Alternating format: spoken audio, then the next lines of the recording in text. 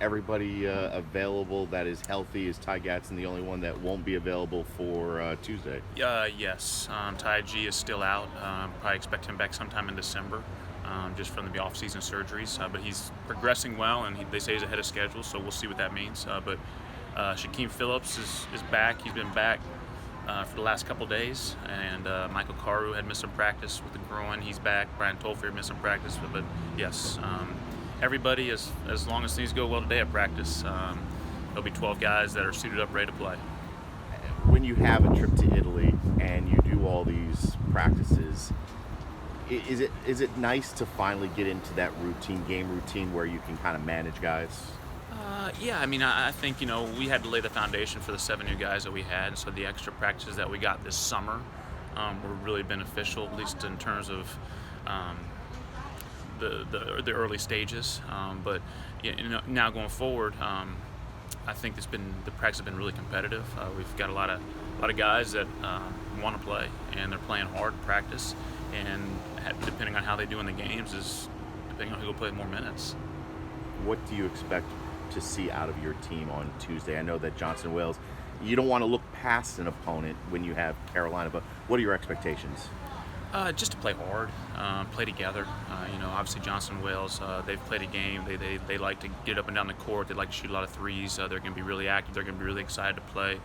We just have to match their energy. We got to concentrate on not getting caught up in opening game and the crowd and those kind of things, and just play under control, play with discipline, get the shots, make the plays that we've been working on in practice every single day, and not have too much game slippage. Obviously first game, second game jitters, all that kind of slippage that might happen is going to happen, but we want to make sure we eliminate as much as we can. With Carolina, there's always that Carolina connection with coaches. Dan Larkin across the way is a UNCW guy. Have you been able to talk to him about anything, and is there kind of a unwritten rule when it comes to these games not to embarrass teams or alum or anything like that? Yeah, I haven't talked to Coach Larkin at all, but I know he's excited. Obviously, you're an alum of UNCW. He'd like to coach a game in Trask. I know he spent time working for the basketball program, so it's sort of like a homecoming for him. He's just in his second season. Both teams are just going to play hard, and a lot of times you don't know what's going to happen throughout the course of the game. I hope that we play great. That's the hope for every coach, is that you play your best game when the lights come on, no matter who you're playing, no matter where they're from. And so we look forward to a good game. We know they're going to compete really hard, and so are we. Yeah, North Carolina, a sellout, always going to be a big, crazy crowd. As a player and as a coach, what do you think is the game you've been a part of that's been just the craziest atmosphere with the crowd?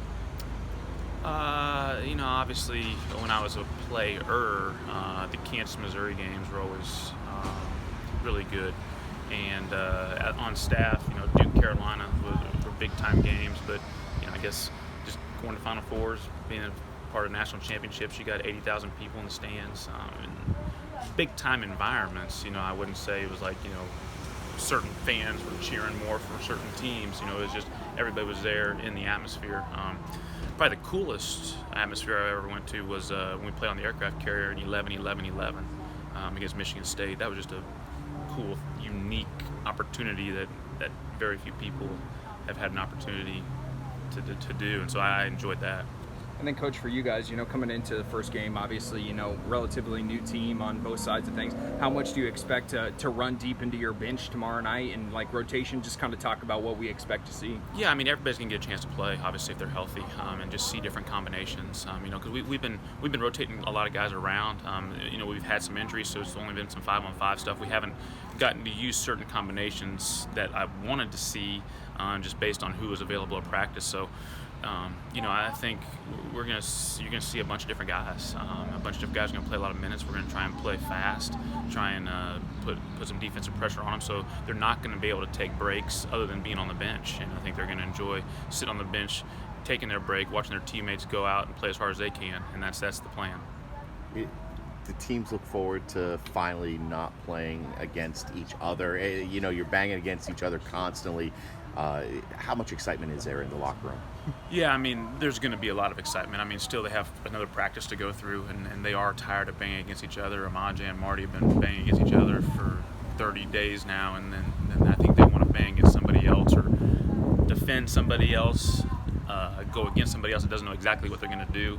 So they are excited, and tomorrow's the opening day for a lot of college teams. It's the first opening day you can have, and we're just excited to be a part of it. I know that there's all this excitement, but are there concerns that you have? If there's something that you think you need to work on, what's the biggest thing this team needs to get better at? My biggest concern all year has been rebounding. I think we've done a decent job rebounding so far, not a great job. But defensively, just with the rules changes and the freedom of movement and the driving ability and how they're going to let people get away with certain things, whether it's carrying the ball. I think just staying in front of the basketball is the thing that every single team in the country needs to improve on, would be my guess. If you're a coach and you say that you're great at guarding the ball all 5 spots, you're going to be a pretty darn good team. We're not great at guarding the ball right now, but I think we can get there. Just going back to the crowd thing really quick, as a coach, is there anything you can do to prepare your players for that, or is it something where you've never been in that situation? Yeah, I think, all these guys have sort of played in some sort of environment at some point in their careers, when they remember it was the biggest crowd, the most excited crowd. So I don't necessarily worry about that because it's at home. Now, if we were going into a place that was going to be really ruckus against us, you might have to sort of prepare them, hey, you're going to get booed a lot and people are going to say a bunch of nasty things to you. But being a home crowd, we've had some good home crowds in the past. All the guys that are returning have seen some good home crowds, and so I think they're just going to be more excited than anything.